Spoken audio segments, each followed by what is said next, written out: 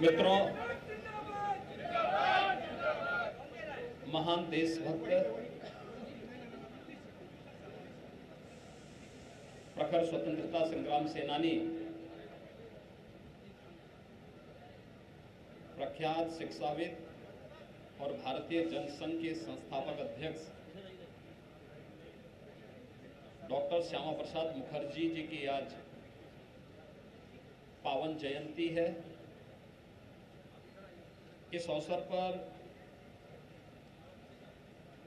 प्रदेशवासियों की ओर से, प्रदेश सरकार और संगठन की ओर से डॉक्टर श्यामा प्रसाद मुखर्जी जी को उनकी 123वीं पावन जयंती के अवसर पर नमन करते हुए हम लोग विनम्र श्रद्धांजलि अर्पित करते हैं। हम सब जानते हैं डॉक्टर श्यामा प्रसाद मुखर्जी जी देश के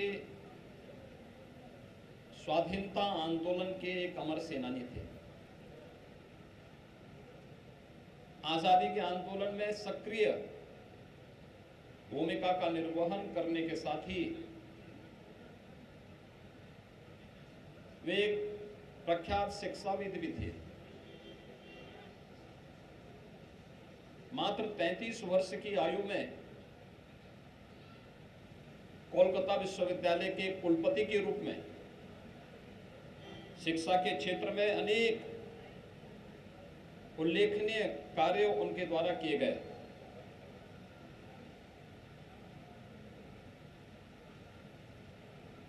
आजादी के पूर्व जब बंगाल में अकाल की त्रासदी आई थी, उस दौरान मानवता की सेवा का अनुपम उदाहरण उन्होंने प्रस्तुत किया। तो स्वतंत्र भारत में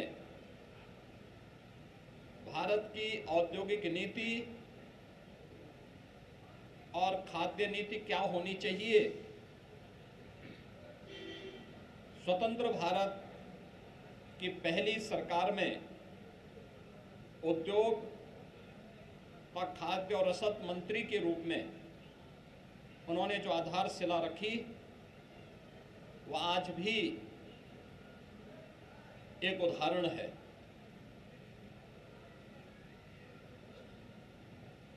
जब स्वतंत्र भारत में पहली सरकार में मंत्री के रूप में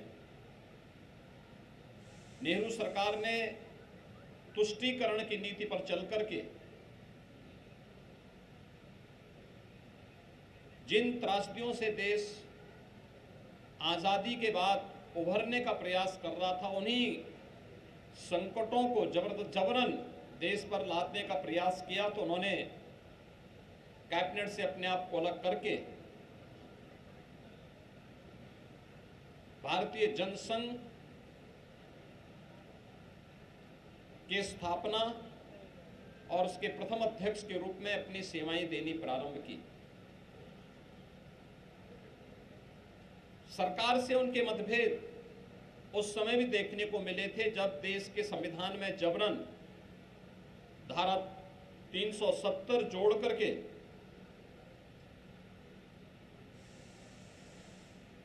तत्कालीन नेहरू सरकार ने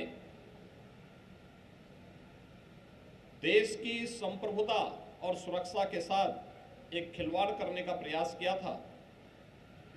उसका जमकर विरोध डॉक्टर श्यामा प्रसाद मुखर्जी जी के नेतृत्व में भारतीय जनसंघ ने किया था।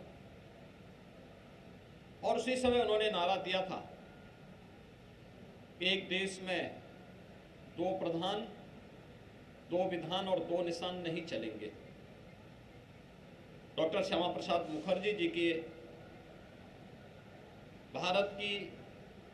एकात्मता और अखंडता के लिए किए गए बलिदान का देश सदैव स्मरण करेगा।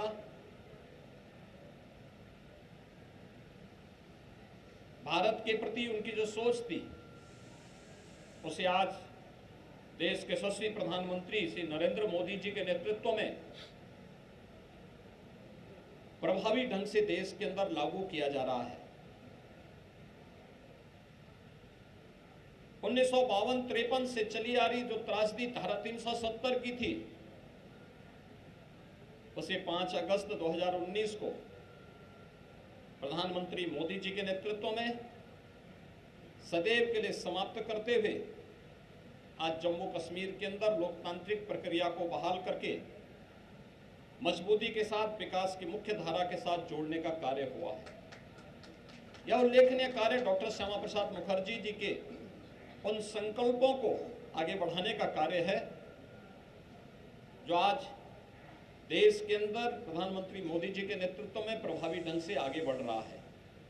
आज के इस अवसर पर जब हम उन महामानव के 123वें पावन जयंती कार्यक्रम के अवसर पर यहाँ पर एकत्र हुए हैं, मैं भारत माता के ऐसे महान सपूत को, जिनका पूरा जीवन भारत और भारतीयता के लिए समर्पित था, भारत की एकात्मता और अखंडता के लिए समर्पित था, मानवता के कल्याण के लिए समर्पित था, भारत को उद्योग और खाद्यान्न की नीति देने के लिए स्वतंत्र भारत के अंदर जिस महामानव ने एक मार्गदर्शक का काम किया था, आज उनकी इस पावन जयंती के अवसर पर मैं उत्तर प्रदेश शासन, पार्टी संगठन और प्रदेश वासियों की ओर से उनके स्मृतियों को नमन करते हुए विनम्र श्रद्धांजलि अर्पित करता हूँ।